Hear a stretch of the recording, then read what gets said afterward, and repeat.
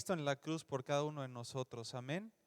Me gustaría que me acompañaran allí en sus Biblias a Juan, el Evangelio de Juan, capítulo 14, versículo 6, en ese mismo sentir, sin antes darle la bienvenida, ¿verdad?, a todos ustedes. Y me siento muy gozoso también de presentarle a mis padres, a mi papá, al doctor Alejandro Alducin, y mi mamá, María Estela. Si se pueden parar para que los conozcan, ¿verdad? No los están aquí con nosotros. Pues el ministerio, ¿verdad? Lo iniciaron Armando Alducin y junto con mi padre Alejandro, ellos fundaron Vida Nueva para el Mundo. Y pues bueno, Dios empezó a llamar a predicadores y demás. Así que si me ve nervioso, pues es porque estoy tratando de enseñarle a un maestro, ¿verdad? Entonces no se puede, pero estoy muy contento de que estén acá con nosotros.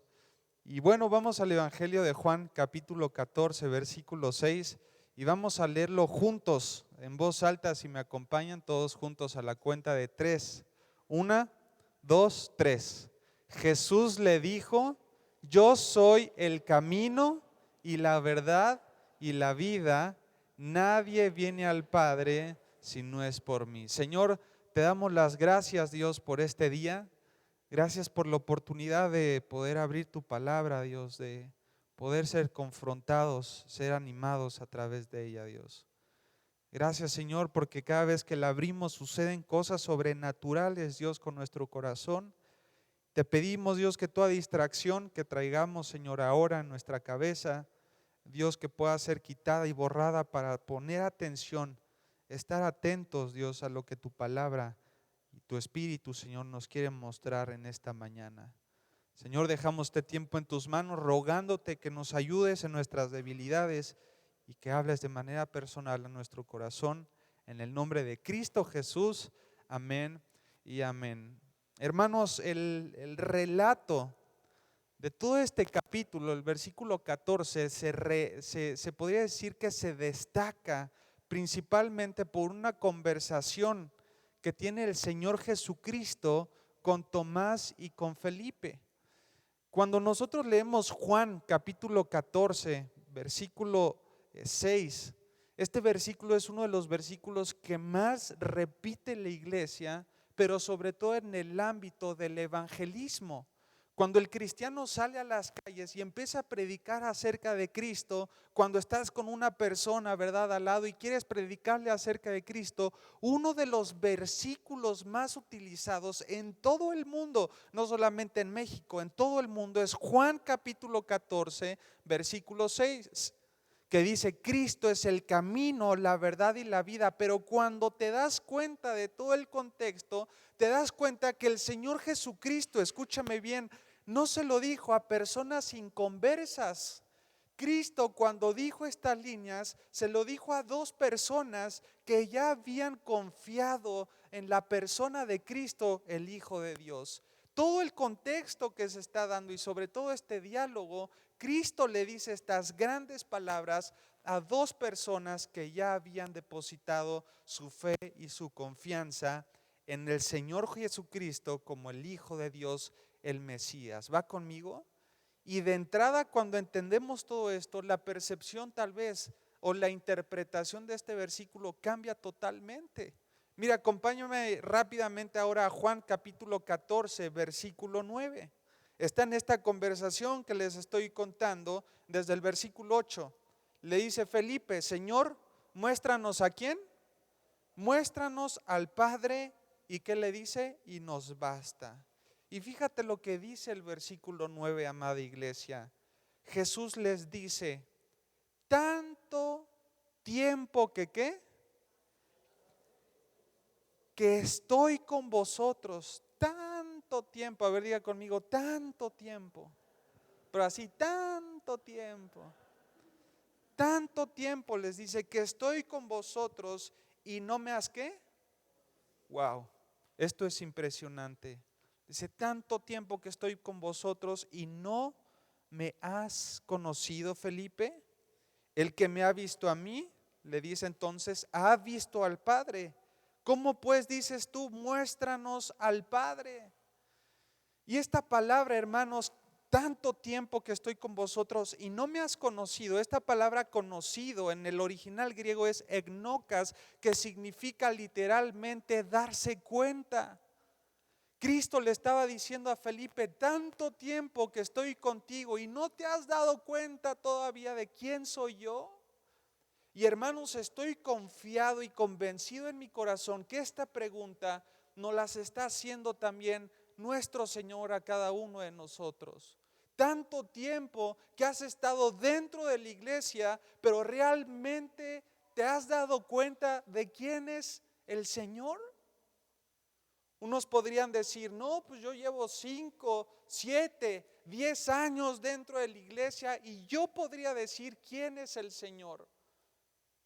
Otros podrían decir: no, yo apenas llevo 4 años, pero estoy seguro que hoy podría describir quién es nuestro Señor Jesucristo. Pero si yo les abro mi corazón y les contara un poquito acerca de mi vida, yo nací en un hogar cristiano. Desde que tengo uso de memoria, mis padres estaban ya de tiempo completo en la iglesia, pastoreando una iglesia, ¿verdad? Y desde que tengo uso de memoria, yo crecí en la iglesia, crecí en la escuelita dominical, escuchando nuestro padre Abraham, dibujando a Daniel con los leones, a David con Goliat. Mi mamá estaba en el coro de la alabanza, también escuchando las prédicas de mi papá, pero no fue hasta los 18 años de edad, escúchenme bien, que yo entendí realmente quién era el Señor Jesucristo. El tiempo que llevas en la iglesia no necesariamente es igual al conocimiento que tú tienes de Dios. Tú puedes llevar, como yo, 18 años dentro de la iglesia y no darte cuenta de quién es realmente el Señor Jesucristo. El pueblo hebreo había pasado más de 400 años bajo la esclavitud en Egipto. Y el Señor los sacó de esa esclavitud con grandes hazañas, milagros, había mandado plagas.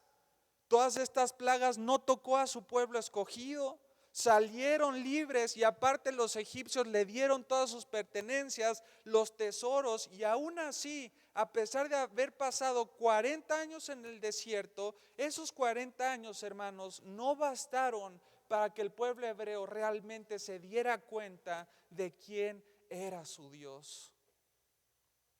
Vámonos ahora a Juan capítulo 1 rápidamente. Juan capítulo 1, versículos del 45 al 49. Solo unas páginas hacia atrás, ¿está ahí? Vámonos desde el 43. Juan capítulo 1, versículo 43. Dice la palabra de Dios: el siguiente día quiso Jesús ir ¿a dónde? ¿Y a quién halló? A Felipe. Y le dijo a Felipe: sígueme. Y Felipe era de Betsaida, dice, la ciudad de Andrés y Pedro. Y Felipe dice que halló a Natanael y le dijo, Felipe le dijo a Natanael: hemos hallado a aquel de quien escribió ¿quién? Moisés en la ley, así como los profetas. Fíjate muy bien lo que exclama este Felipe: a Jesús, el hijo de José de Nazaret. Natanael le dijo: ¿de Nazaret puede salir algo de bueno? Le dijo Felipe: ven y ¿qué? Ven y sé tú testigo. Hermanos, incluso Felipe había funcionado como esta herramienta que Dios utilizó para atraer el corazón de Natanael, al conocimiento de Cristo. Felipe ya había reconocido a Cristo como su Señor y su Salvador. Después nos encontramos en Juan capítulo 14, versículo 6, y ya habían pasado aproximadamente 3 años o 2 años y medio de haber estado junto a Cristo, de ver ya muchos de sus milagros, escuchado sus enseñanzas. Felipe había comido junto con él, había orado con el Señor Jesucristo, pero el conocimiento que tenía de Cristo en ese momento no había progresado en absolutamente nada. Y sabes que el Señor espera que el tiempo que llevas en la fe sea proporcional a tu crecimiento espiritual, pero lo malo es que la iglesia se ha estancado, no solo espiritualmente, sino también en el conocimiento de Dios. Tú llegas con un creyente y te digo, sí, llevo 5 o 6 años, ¿verdad? Pero le preguntas tal vez del Apocalipsis. Uy, no, el Apocalipsis es solamente para los pastores o los líderes de la iglesia, ¿verdad? Le tenemos miedo a lo mejor al libro de Apocalipsis, pero Apocalipsis significa revelación. Dios abrió el telón para que el creyente lo lea y su Espíritu Santo lo guía a la verdad y esté equipado con el conocimiento de todos los eventos del porvenir. Pero lo malo es que la iglesia cree que el conocimiento profundo espiritual solamente le pertenece a los líderes o a los pastores de la iglesia. Pero ¿sabes qué? Esa es una responsabilidad de cada uno de ustedes. El tomar la palabra de Dios y crecer en el profundo conocimiento de nuestro Señor. Si se tratara de habilidades propias, podríamos decir, aquí en la iglesia hay un montón de ingenieros, aquí en la iglesia hay muchos contadores, hay actuarios, hay de todo, arquitectos y muy preparados y con una profundidad y un conocimiento muy extenso. Pero hermanos, si se tratara de habilidades propias, ninguno de nosotros podría alcanzar absolutamente nada. Es la gracia, la misericordia y el Espíritu Santo con el cual hemos sido sellados cada uno de nosotros, el que nos ayuda a entender todas las verdades bíblicas. Y es por eso, querida iglesia, que el día de hoy quiero hacer un llamado específico a que una vez más nos prediquemos a nosotros mismos el Evangelio. Uno de los predicadores que más reconozco, ¿verdad?, del siglo XXI, él decía que para poder vivir a Cristo necesitaba predicarse a Cristo cada mañana, porque recordando a Cristo dentro de sus días era la forma para vivirlas agradándole a Él. Pues estamos tratando de predicar el Evangelio a mucha gente, pero los primeros que necesitamos predicárnoslos es a nosotros mismos. Yo les pregunto, ¿te estás dando cuenta de realmente quién es Cristo? ¿Estás preocupándote por conocer a Dios de una manera personal e íntima? ¿Podrías decir que desde que llegaste a la fe y el tiempo que ha pasado espiritualmente has visto un crecimiento exponencial? ¿Podías entablar, hermanos, una conversación un poco teológica con alguien? Y esto no lo digo en el sentido de presumir o de alardear, pero el creyente, dice la palabra de Dios, que tiene que estar preparado para presentar defensa. ¿Podrías defender tu fe si alguien tratara de debatirte o derribarte argumentos de los cristianos tal vez? El problema, hermanos, es que Felipe en este contexto sí caminaba con Cristo, vio sus milagros, escuchó sus enseñanzas, pero Felipe tenía la mente en otra parte. Estaba preocupado tal vez por su rutina diaria, por su familia, tal vez en otras cosas, menos en la persona de Cristo. Y así estamos también nosotros, amados. Estamos en la rutina del trabajo, ¿verdad? Estamos en la rutina de la familia. Las amas de casa preocupadas obviamente por sus hijos, y esto no estoy diciendo que sea algo malo, pero la prioridad, iglesia, tiene que ser Dios en nuestras vidas. La prioridad tiene que ser Dios en tu vida. Lo primero que te hagas cuando te levantes es encomendarte a Dios. A mí me decían unos hermanos ahí en el Instituto Teológico Internacional, me decían, David, ¿cómo puedo saber si Dios es realmente la prioridad en mi vida? Y yo le decía, ¿qué es lo último que piensas antes de quedarte dormido?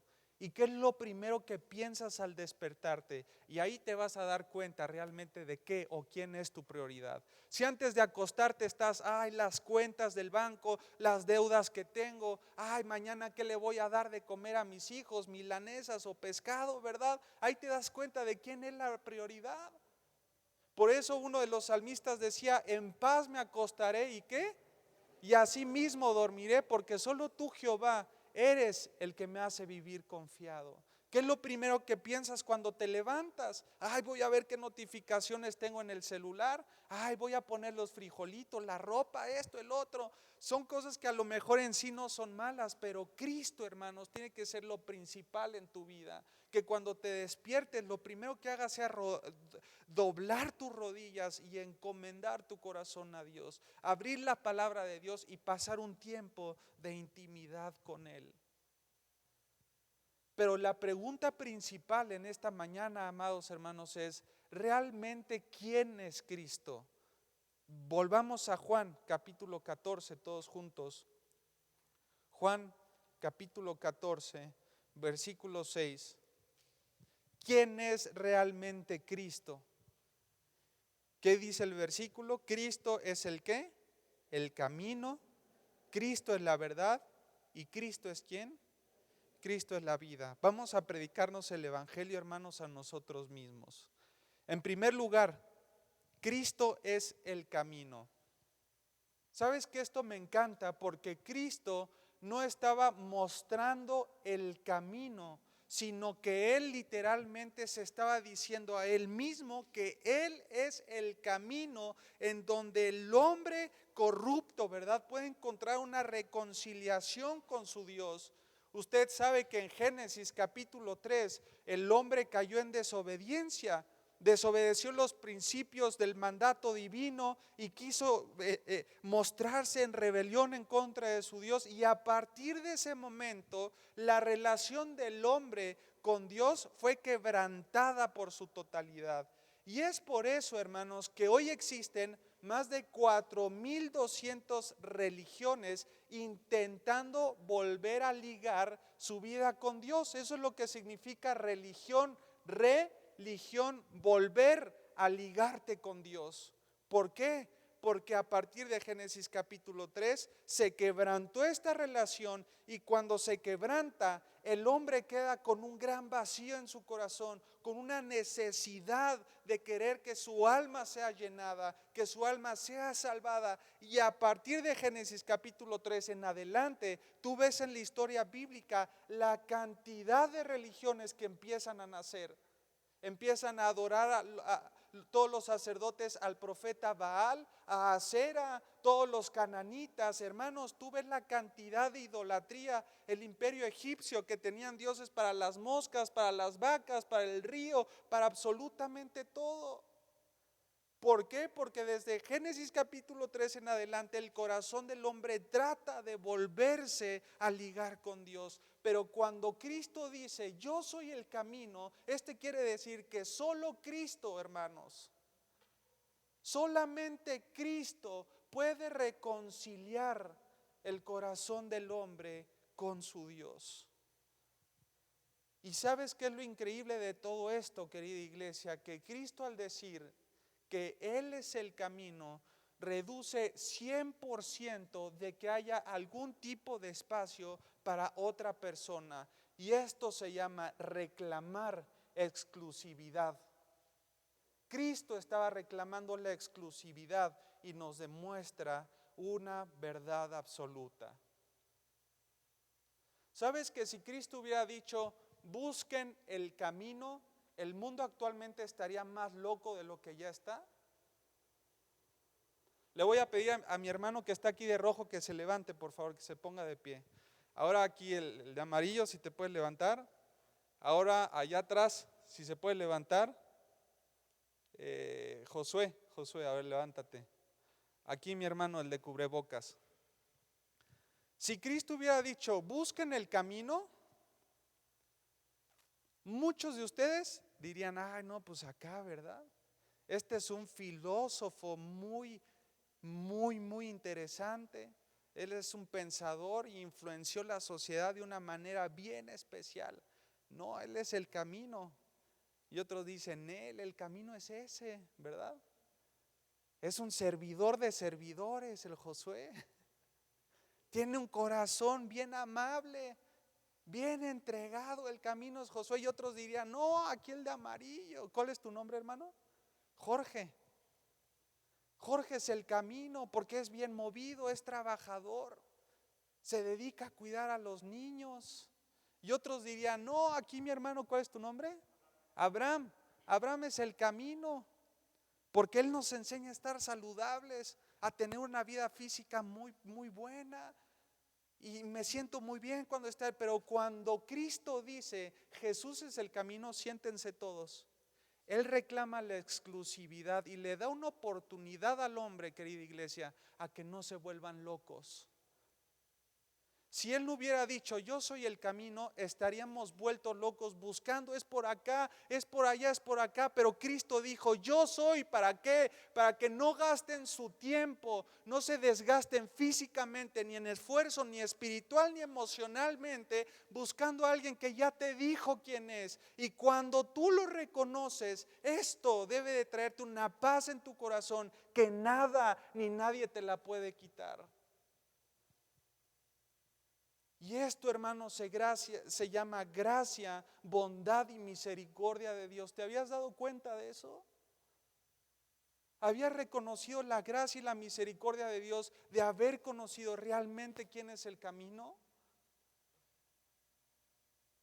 ¿Cuántos saben aquí que Cristo es el camino? Levanten la mano. Si todos saben quién es el camino, yo les pregunto, ¿por qué nos cuesta tanto trabajo compartir de ese camino? ¿Por qué si estás seguro que Cristo es el único camino, por qué te entran dudas cuando estás compartiendo acerca de Cristo? O tal vez ni siquiera compartes.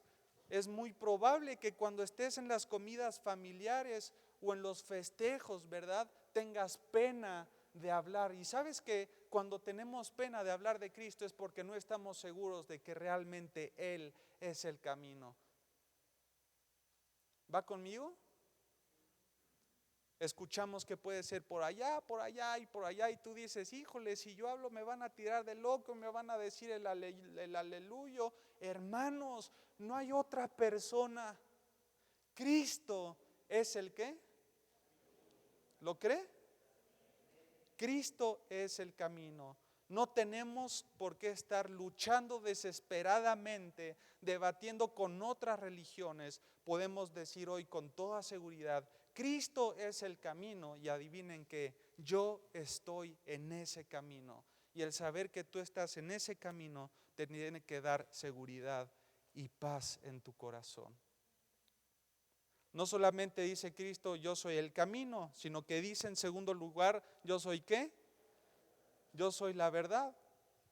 Y sabes que unos dicen, ay Felipe, ¿verdad? ¿Cómo se te ocurrió preguntarle a Cristo que no sé qué? Bueno, yo agradezco por la vida de Felipe, porque si no hubiera sido por esta pregunta no encontraríamos la respuesta de Cristo. Felipe le pregunta, Cristo le contesta, y cuando Cristo le dice, yo soy la verdad, me llevó directamente a lo que encontramos en el libro de Colosenses, capítulo 2, versículo 8. Síganme rápidamente. Colosenses capítulo 2, versículo 8.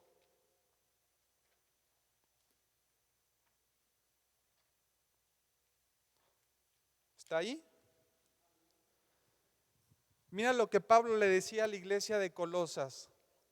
Le decía, mirad que nadie ¿qué? Que nadie los engañe por medio de ¿qué?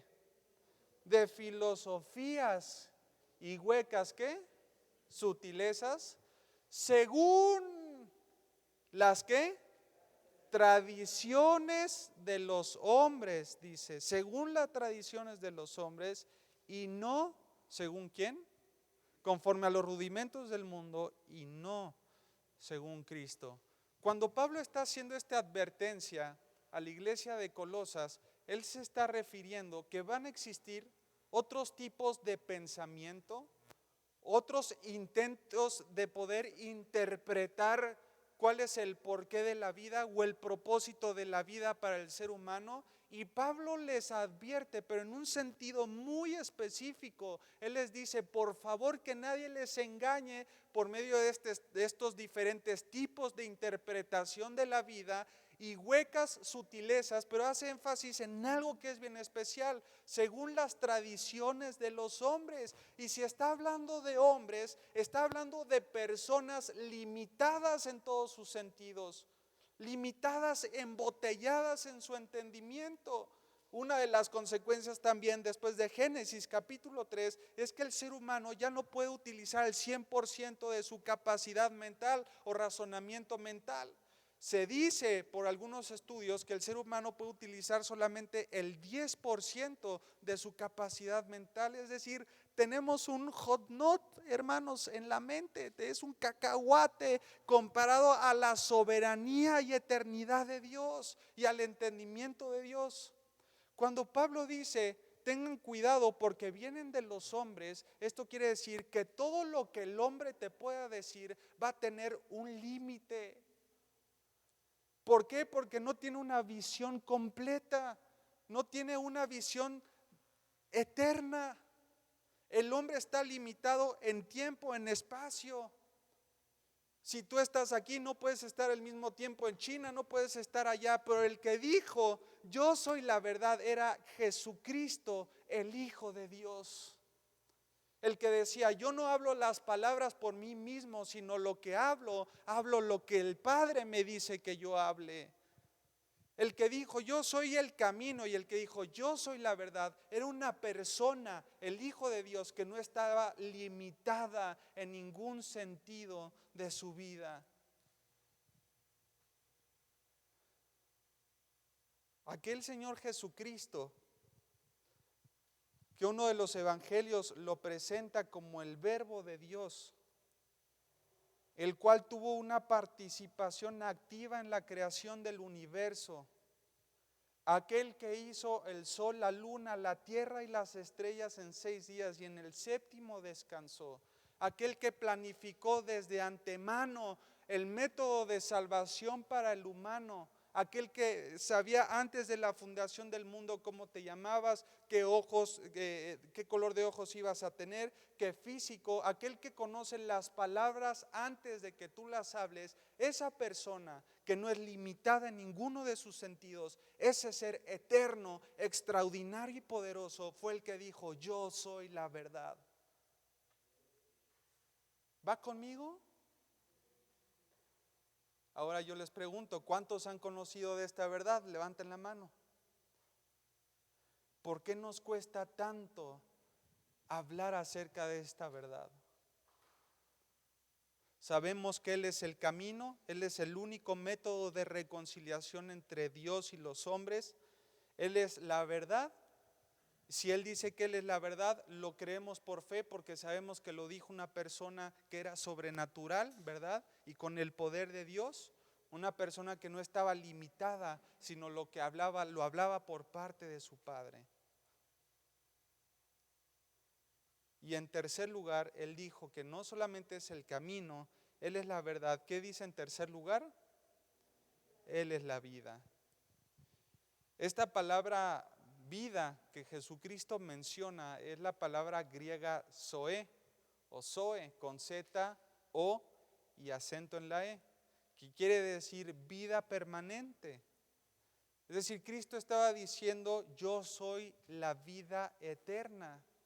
Y cuando tú estás consciente, querida iglesia, que tú estás parado no solamente en el camino, en la verdad, sino que también tienes la vida permanente, es decir, la vida eterna, esto tiene que hacer temblar tu corazón. Quiero que te pongas a pensar en una línea del tiempo, desde los 0 años, desde que tú naciste, hasta la cantidad de años que Dios te pueda permitir vivir. Digamos que aquí empezamos todos, ¿no? 0 años. Algunos tienen, hoy en día, unos tienen 15 años, otros tienen 18, unos tienen más, unos tienen 30, otros 50, muchos de acá tienen 60, 70, ¿verdad? Y si tú pones a comparar esta línea del tiempo, que si bien nos va, si no tomaste Coca-Cola ni le entraste, ¿verdad?, a las papitas, si bien nos va, vamos a vivir o va a vivir, siento que les gusta. Si llevaron una vida saludable. 110, órale. Amén, aleluya. ¿Cuánto le echan así bien? Si llevas una vida saludable, ¿verdad? Así, sin tomar coca, ¿siento qué? 102, se me hace un buen, 102. Hermanos, si tú comparas 102 años con lo que es una vida permanente, una vida sin fin, es decir, una vida eterna. Cuando tú comparas 110 con una eternidad, yo les pregunto, ¿cuánto es 110? Es que nada. Por eso hay cantidades de versículos que dicen en la Biblia que somos peregrinos en esta tierra. Venimos de pasada, ¿verdad? Tienes 40 años y ya le pides a Cristo que venga por ti, ¿verdad? Porque ya no aguantas. Ya que venga el Señor, ya no puede más. Tengo 60, 70 y ya estamos que ya. Pero estás hablando de 70 años y se nos hace demasiado. Pero si tú lo comparas con la eternidad, hermanos, ¿qué es lo que Cristo te ofrece cuando tú lo conoces? Tu corazón y tu alma deben de temblar. ¿Por qué? Porque el imaginarte, hermanos, imagínense estar una eternidad con nuestro Dios. El poder disfrutar un lugar donde no va a haber tristeza, no va a haber dolor. La nueva Jerusalén, en los cielos y tierra nueva, donde van a haber calles de oro, donde van a haber mansiones. Cuando tú te pones a pensar en todas estas promesas tan hermosas y como decía Pablo, en esta esperanza que es incontaminada, que es incorruptible y es inmarcesible, que no se puede manchar, no se marchita, no se puede terminar. Y tú recuerdas el Evangelio en tu cabeza, hermanos, tú puedes decir, gracias Señor, porque tú eres bueno y eres misericordioso. Amén. Y es por eso el ánimo que yo les daba en esta mañana, hermanos, el poder predicarnos el Evangelio a nosotros mismos. Ahora tú me dirías, David, pero estás hablando, ¿verdad?, de la vida eterna, y aquí tenemos también cantidad de versículos que nos pueden llenar de gozo y de ánimo a nuestro corazón. Juan 10:10 dice, el ladrón ha venido, sino ¿para qué? Matar, robar, matar y destruir. Cristo dice, yo he venido para darles ¿qué? Vida. ¿Y esa vida es en qué? En abundancia. No solamente tenemos una esperanza que es eterna, sino las promesas de Dios que nos ayudan a vivir día con día. Filipenses 1:6, y aquel que comenzó la buena obra en sus corazones, ¿qué dice? La terminará, la culminará. ¿Hasta cuándo? Hasta el día de Jesucristo. No solamente tenemos una esperanza de la vida eterna, sino que si tú depositaste tu fe y tu confianza en la persona de Cristo, tienes su presencia, su protección y su provisión para todos los días de tu vida. Amén. Vamos a 1 de Juan, capítulo 5, rápidamente, versículos 11 y 12. 1 de Juan, capítulo 5, versículos 11 y 12. 1 de Juan, capítulo 5, versículo 11 y 12. ¿Está ahí? Vean lo que dice la palabra de Dios. Y este es el testimonio que Dios nos ha dado, ¿qué? Vida Zoe. ¿Y esta vida Zoe en quién está? En aquel que dijo, yo soy el camino, la verdad y qué? Y la vida. Y vean lo que dice el siguiente versículo. El que tiene al Hijo, ¿qué tiene entonces? La vida. El que no tiene al Hijo de Dios no tiene la vida. Hermanos, el Evangelio es sumamente sencillo. Y tú vas y predicas de esta vida en las calles y tienen miedo de querer aceptarla. Hay un tipo de rechazo, ¿verdad?, a este tipo de vida. Pero muchos de ustedes han depositado su fe y su confianza en Cristo y este les ha dado el regalo de la vida eterna en sus corazones. ¿No es esto extraordinario? Termino con este último versículo, Colosenses capítulo 1, versículo 12. Quiero cerrar con este versículo el estudio de hoy, Colosenses 1:12.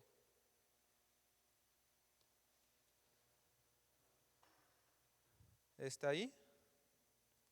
Colosenses 1. Vamos a leer desde el 10. Colosenses 1:10. ¿Está ahí? Amén. Es la oración del apóstol Pablo. Fíjate por lo que oraba Pablo. Decía, para que andéis como es digno del Señor, agradándole en todo, llevando fruto en toda buena obra y creciendo ¿en qué?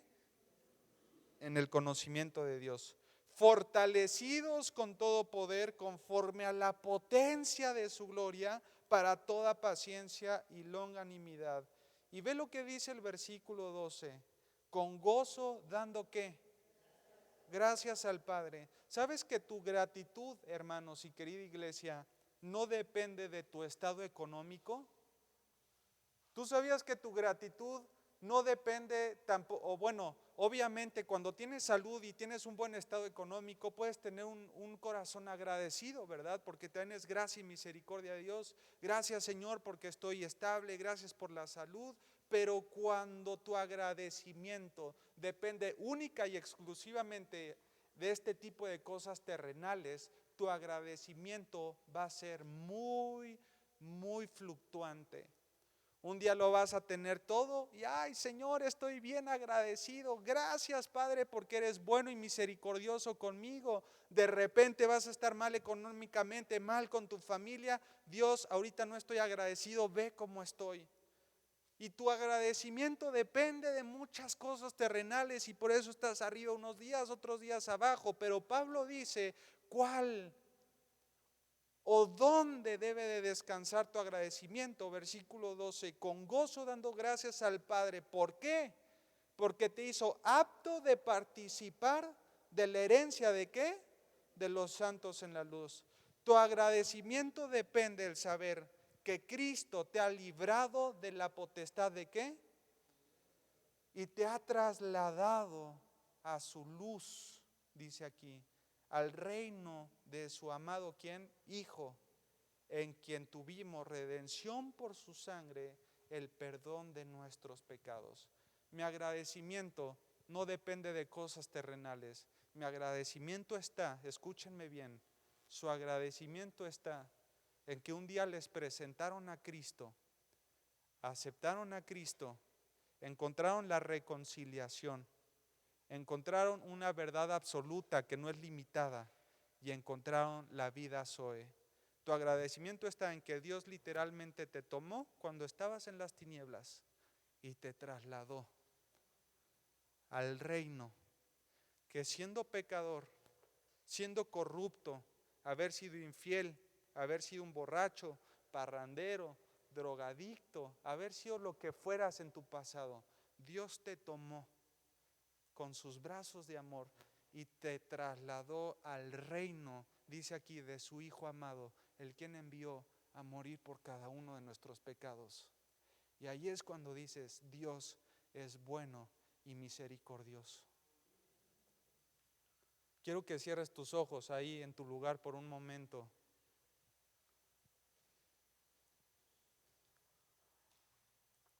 Y quiero preguntarte por último, a lo mejor llevas más de 5 o 10 años en el Evangelio, 15, 20 años, y tú podrías decir, yo me la sé ya de todas a todas, siempre es la misma historia. Pero hoy Dios te quiere volver a predicar a ti mismo el Evangelio. Y que tú puedas reconocer ahí en tu corazón que has conocido, hermano y hermana, has conocido el camino. No hay necesidad de que estés loco o probando otros caminos cuando ya estás en el camino. ¿Qué haces probando otros caminos? ¿Qué haces jugando con el pecado? ¿Qué haces desviando?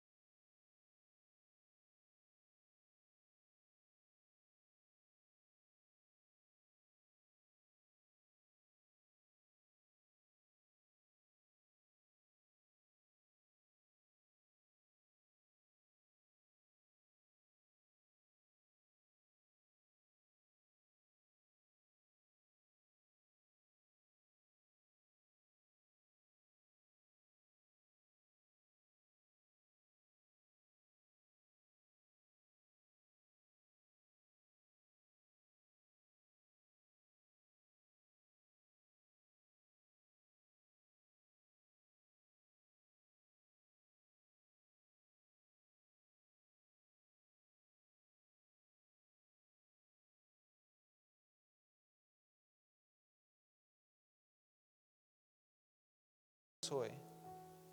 En el nombre de Cristo Jesús.